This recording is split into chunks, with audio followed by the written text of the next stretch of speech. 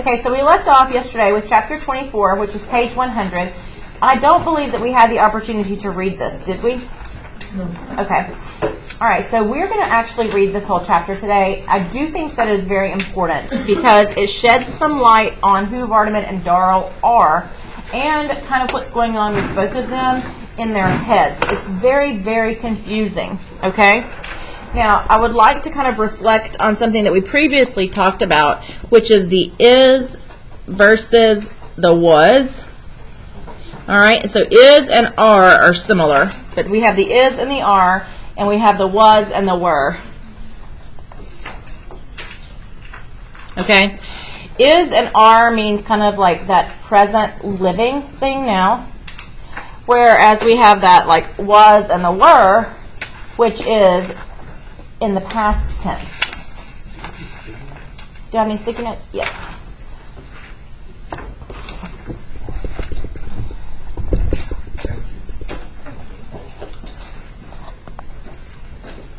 Okay.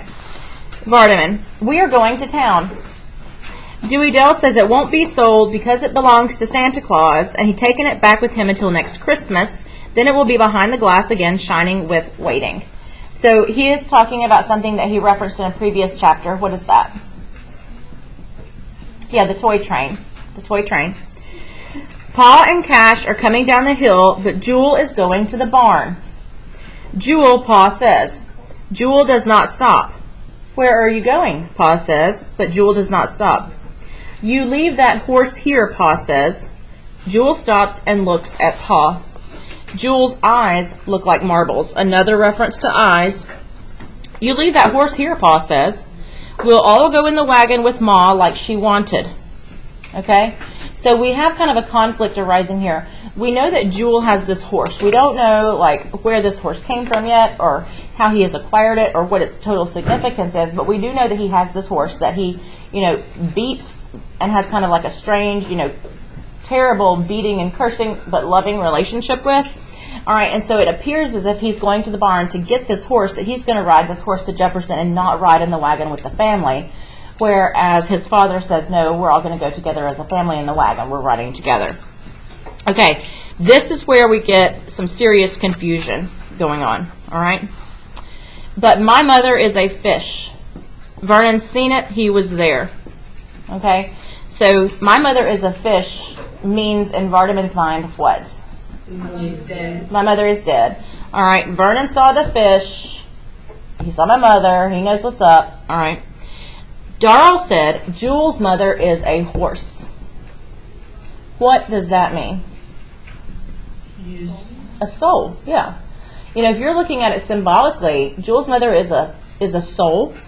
Or also, you can look at it in the terms of Jewel loves his horse more than any other human.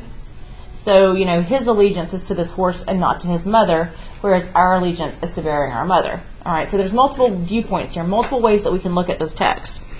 All right. Then mine can be a fish, can't it, Darl? I said. All right. Because Jewel is my brother. So if Jewel's mother is a horse, then my mother can be a fish because Jewel's my brother. And then he was like, no, then mine will have to be a horse too. Okay, because I can't have a different species as my mother since Jewel is my brother. We would have to have the same mother. Are you with me? Okay. Why, Darl said, if Pa is your Pa, why does your Ma have to be a horse just because Jewel's is? Yeah, ooh. So what is Darl hinting? Different fathers. Yeah, different fathers. You don't have to have the same animal for both. All right? Just because Jules is. Because we're different. All right, so Darl in his own way is hinting that. Why does it, I said. Why does it, Darl? Darl is my brother. All right, so he's still looking for commonalities between the two Vardaman. Then what is your Ma, Darl? I said. I haven't got one, Darl said, because if I had one, it is was. And if it is was, it can't be is, can it? What does that mean?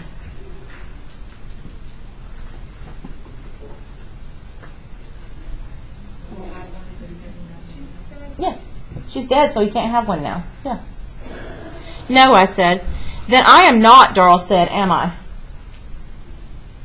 No, I said. I am. Darrell is my brother. But you are, Darrell, I said. Patrons, at this time, please go ahead and post your attendance for the morning. Please check for email notice and go ahead and post attendance at this time. But you are, Darrell, I said. I know it, Darrell said. That is why I'm not is. Are is too many for one woman to foal. Okay, what is going on here?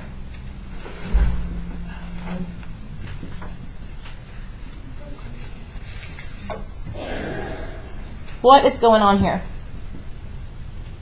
These are the kinds of questions I'm going to ask you on the test. So paying attention is very, very crucial. All right? What is going on here with Darrell? What do we know about Darrell? Huh? He's not the same. Something has happened to him. And he is not the person he once was. He has changed. All right? So what is he implying here to Darrell? I mean to Vardaman.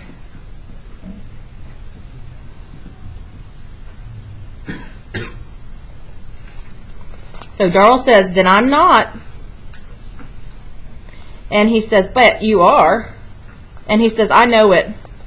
But I'm not is. Are. Yeah, he's not who he used to be. He's, multiple people even. Multiple versions of his own self. All right, and that's too many for one woman to foal, making a horse reference. Okay? So we see very much of a disconnect with Darrell and his former self. He is trying to figure out what's going on with him, or else he has figured it out, but he's trying to share this with Vardaman, while also kind of hinting around that Jewel has a different father. Cash is carrying his toolbox. Paul looks at him. I'll stop at Toll's on the way back, Cash says. Get on that barn roof. It ain't respectful, Pa says. It's a deliberate flouting of her and me. So Cash's plan is that he's going to carry the toolbox in the wagon, and then on the way back from burying his mother, he's going to stop off and fix this roof. And Paul was like, that is disrespectful because you're getting something out of this trip, which is, less time to have to get back there to do some work, which is kind of ironic because he wants teeth, right? And that's kind of a deliberate flouting of the dead. Do you want him to come all the way back here and carry them up to Toll's afoot? Darrell says. Paul looks at Darrell, his mouth chewing. Pa shaves every day now because my mother is a fish. It ain't right, Pa says. Dewey Dell has the package in her hand. She has the basket with our dinner, too. What's that? Pa says. Mrs. Toll's cakes, Dewey Dell says, getting into the wagon. I'm taking them to town for her. It ain't right, Pa says. It's a flouting of the dead. It'll be there. It'll be there come Christmas, she says, shining on the track. She says it won't sell to no town boys. All right, so let's look at these questions here, starting with chapter 24. What does Vardaman want to see when the family gets to town? Huh? Yes, the toy train. He wants to see the toy train. What conflict do Ann's and Jewel have in this section? Huh? Yes, the horse versus the wagon. Why does Cash bring his tools in the wagon? He's going to fix that old barn. Yeah, he wants to fix that barn, on the way back. Fix the barn on the way back. And how can we summarize that strange conversation Vardaman and Darrell have about their mother? Darrell just hints that he's not the same person he once was. Yeah, Darrell hints that he's not the same. Something is different. All right? So moving on here. In chapter 25, we have Darrell, and Darrell is giving us kind of like his version of what is going on as they begin this process to carrying his mother to Jefferson. All right, he's talking about Dewey Dell. She's carrying the basket. She is like looking at Peabody's back, He is again talking about Jewel entering the barn, and Pa talking about how it is not right. All right, how it's a deliberate flouting of the dead. All right, then the wagon begins to move. The mule's ears begin to bob. Behind us, above the house, motionless in tall and soaring circles, they diminish and disappear. So at the very end of this chapter, he is making a reference to what again? Buzzards. All right, so, she's rotting. Her body has begun to rot. So in chapter 25, how does Anne's feel about the fact that Jewel seems to not be coming? He feels that it's what? Disrespectful. All right. What prediction does Darrell make about the fact that Jewel seems to not be coming? He says he may appear not to be coming now, but don't worry, what? He'll catch up. All right, and then what reminder appears to indicate that the body is rotting while the family wastes time? Buzzards. All right. We've wasted a ton of time. They've had to carry that load for the $3. They had the broken axle/wheel that they had to fix because they got stuck in the mud with the rain.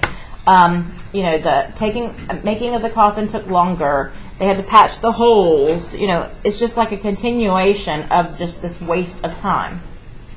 All right, so in chapter 26, we see Anne's again, and he is complaining about Jewel and the fact that Jewel is bringing this horse and that it's disrespectful to Addie. And he says that we hadn't no more past Tull's Lane when Darrell begun to laugh. Sitting back there on the plank seat with Cash, with his dead ma laying in her coffin at his feet, laughing. How many times I told him it's doing such things as that makes folks talk about him. I don't know. I says, I got some regard for what folks say about my flesh and blood, even if you haven't, even if I have raised such a darn passel of boys. All right? And when you fixes it so folks can say such about you, it's a reflection on your ma, I says, not me. I'm a man and I can send it. It's on your woman folks, your ma and sister that you should care for. And I turned and looked back at him, and him sitting there laughing. Okay, so, he's upset about that. He feels that it's very disrespectful that, Darrell is just sitting there laughing, and that, Jewel is not even coming along with them. All right, so that is the Anne's section 26. And what are some things that he is upset about? What are some things that Anne's is upset about in this section? Darrell's laughing. Yeah, Darrell's laughing. And what else? Jewel isn't coming. Huh? Jewel isn't coming. Yeah, that it appears that Jewel is not coming. Okay? But who begins appearing at the end of the section? Jewel.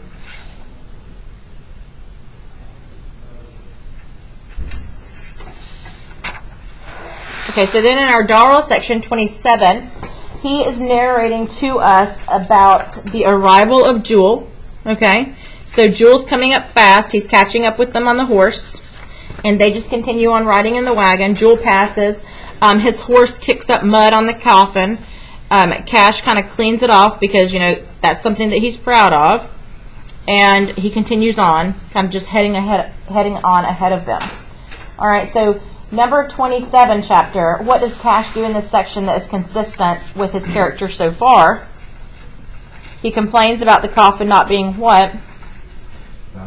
Balanced. And he also does what?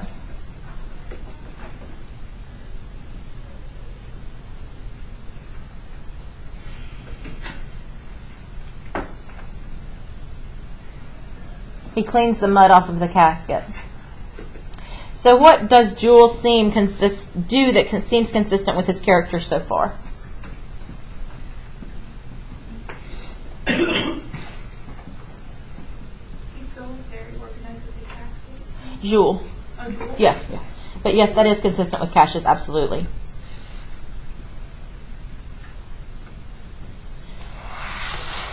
What's consistent with Jewel's character so far? Yeah, and he, separates himself from his family. He's very kind of like brutish and physical. All right, so chapter 28 with Anne's. I'm going to read this. It's a hard country on a man. It's hard. 8 miles of the sweat of his body washed up out in the Lord's earth, where the Lord himself told him to put it.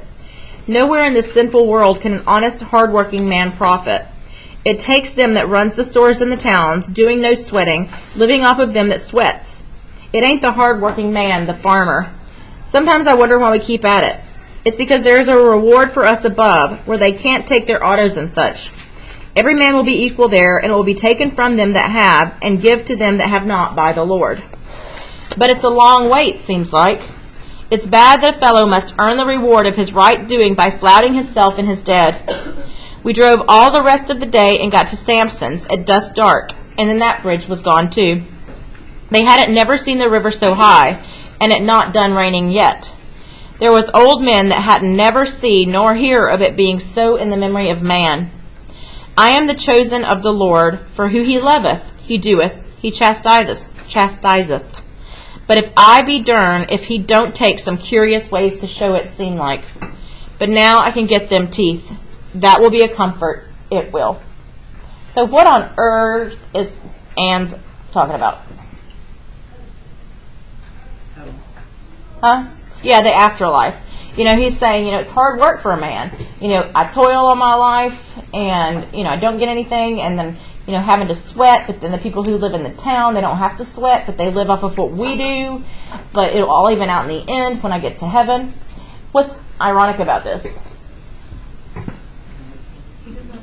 Yeah, he's lazy. He doesn't do any work. He has other people come and do for him. But he's living in kind of like an altered state where he thinks that he does more than he actually does, right? Okay? And then to comfort himself, he's like, but I can get them teeth. All right, so he is talking about how what they're doing is flouting of the dead. Like almost making a mockery of Addie's life and death by carrying her in this wagon through town to bury her in Jefferson. But then he references the teeth. All right, so it's kind of like the things that he's complaining about are things that he actually does. And it's almost as if he doesn't realize it. All right, so the question's there. What problem does the family encounter that will lengthen the journey? Flooding. And what does Anne think about to comfort himself? His teeth. Yeah. All right, so we have this character, Samson. And he lives a bit between them, closer to town. And I'm going to read some of this. It was just before sundown. We were sitting on the porch when the wagon came up the road with the 5 of them in it and the other one on the horse behind. Again, separating Jewel. One of them raised his hand, but they was going on past the store without stopping. Who's that? McCallum says. I can't think of his name. Raph's twin. That one it was. It's Bundren, from down beyond New Hope, Quick says. There's one of them Snopes horses Jewel's riding. All right, this is a reference to another book by Faulkner, or another short story actually by Faulkner, which references the Snopes horses, which is this like band of wild horses that really weren't worth much, all right, because they were hard to train. They were basically like part feral, all right, wild horses. And, feral boys. And so Snopes had, like, gathered them up, and he was making some money by selling them off, and Jewel has bought one of these horses. So, like, people that have had good sense wouldn't have wanted one of these wild horses, okay? But you could have gotten one pretty cheap. I didn't know there was e'er a one of them horses left, McCallum says. I thought you folks down there finally contrived to give them all away. Give them all away. See? Try and get that one. Quick says, meaning you try to get that one because Jewel has got that horse. All right. The wagon went on. I bet old man Lon never gave it to him, I says. No, Quick says, he bought it from Pappy. The wagon went on. They must not have heard about the bridge, he says. What they doing up here anyway, McCallum says. Taking a holiday since he got his wife buried, I reckon. So he's assuming that they've already done what? Buried Addie because it's been so long. Heading for town, I reckon, with Toll's Bridge gone too. I wonder if they ain't heard about the bridge. They'll have to fly then, I says. I don't reckon there's e'er a bridge between here and the mouth of Ishtalwa. They had something in the wagon. But Quick had been to the funeral 3 days ago, and we naturally never thought anything about it, except that they were heading away from home mighty late, and that they hadn't heard about the bridge. You better holler at them, McCallum says. Darn it, the name is right on the tip of my tongue. So Quick hollered and they stopped, and he went to the wagon and told them. He come back with them. They're going to Jefferson, he says. The bridge at Toll's gone too, like we didn't know it, and his face looked funny around the nostrils. Why? Yeah, Addie's smelling. But they just sat there, Bundren and the girl and the chap on the seat, and Cash and the second one, the one folks talk about. Who is that? Darrell. On a plank across the tailgate, and the other one that's on that spotted horse. But I reckon that they was used to it by then, because when I said to Cash that they have to pass by New Hope again and what they'd better do, he just says, I reckon we can get there. I ain't much for meddling. Let every man run his own business to suit himself, I say. But after I talked to Rachel about them not having a regular man to fix her, and it being July and all, I went back down to the barn and tried to talk to Bundren about it. What time of year is it?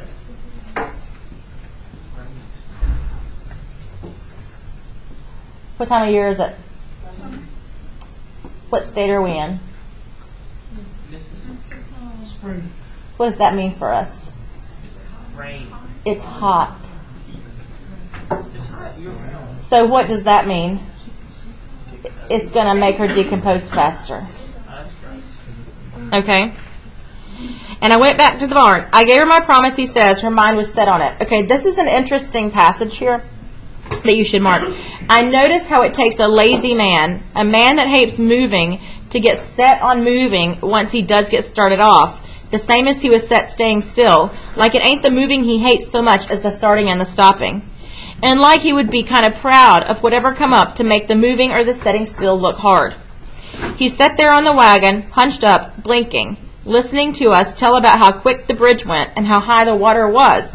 And I'll be darned if he didn't act like he was proud of it, like he had made the river rise himself. So he's saying, it's amazing how someone who is as lazy as Ann's, who never moves, suddenly, when they start moving, is just determined to finish whatever they've gotten started. All right, so they continue to talk about the river. It's higher than it ever has. It's not going to go down. You better stay here tonight, I say, and get an early start for New Hope tomorrow morning. I was just sorry for them bone-gaunted mules. I told Rachel, I says, well, would you have had me turn them away at dark 8 miles from home? What else could I do, I says. It won't be but one night, and they'll keep it in the barn. What'll they keep in the barn? Addie. And they'll surely get started by daylight. Okay, so his wife is like, she didn't really want them to stay, but he's like, what else am I going to do? So he is trying to then talk to Ann's about burying Addie closer, and he was like, nope, her mind is set on it, like she's still there with them. We're going to do that. And he offers them food, and he's like, nope, we got something in the basket. And he says, my wife, she's invited you in for a meal. I don't want you to be rude by not, accepting her hospitality. All right, so then, a little further down, when Rachel put supper on, her and the girl went and fixed some beds, but wouldn't any of them come in. She's been dead long enough to get over that sort of foolishness, I says, because I got just as much respect for the dead as e'er a man. But you've got to respect the dead themselves, and a woman that's been dead in a box 4 days, the best way to respect her is to get her in the ground as quick as you can, but they wouldn't do it. All right, so this is rational, This whole, we're going to carry her to Jefferson because this is her wish thing, is kind of a guise to get them all to Jefferson because, Ann's wants teeth and some other things. And he says, basically, this is disrespectful. She's been dead 4 days. It's July. The bridges are all out. The respectful thing would be to get her in the bed, in the ground, to get her buried. All right? He thinks that it's ridiculous, and so does his wife. All right? So they went down there and, continued talking. Dewey Dale has a fit, gets upset, and it continues raining. And then in the morning, they get up and they head out again. And I tried to get them to come in, but they wouldn't. But it was like I could still smell it. What does that mean? That when they left, what stayed? The smell. All right? So in this Samson section, what part of Samson's hospitality do the Bundrens accept? They stay and they eat dinner. But they refuse to stay in the house. Okay? And why is Samson's wife, Rachel, upset about their visit? Because the way that they're kind of carrying Addie around, she feels it's very disrespectful. Okay, tomorrow we are going to finish this section and start on that third. So you need to read part of the third section tonight. I would read about 5 or 6 chapters of it. Cool?